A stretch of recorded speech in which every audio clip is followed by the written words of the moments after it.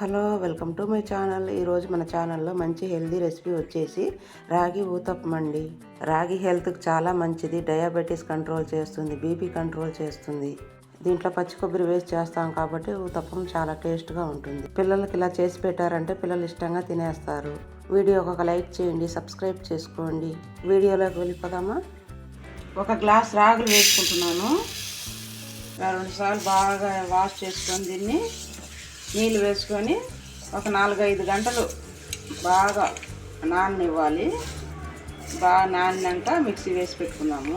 మీరు ఈ రాగుల ప్లేస్లో రాగి పిండి అయినా తీసుకోవచ్చు.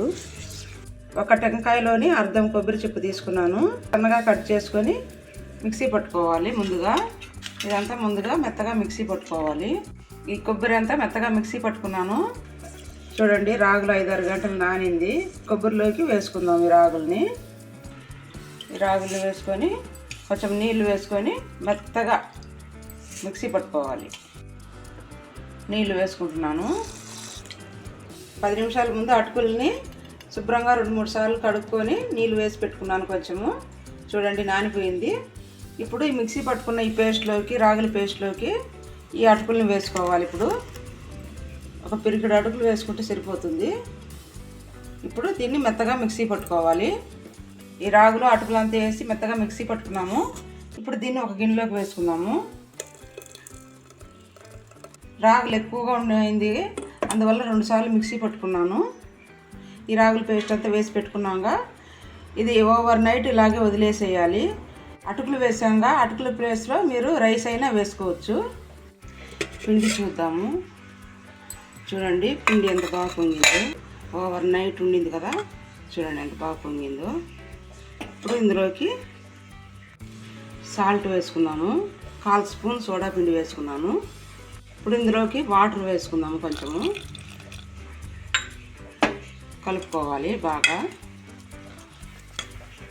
ఇదంతా బాగా కలుపుకొని వాటర్ చూసుకొని, వాటర్ కావాలంటే మళ్ళీ వేసుకోవాలి.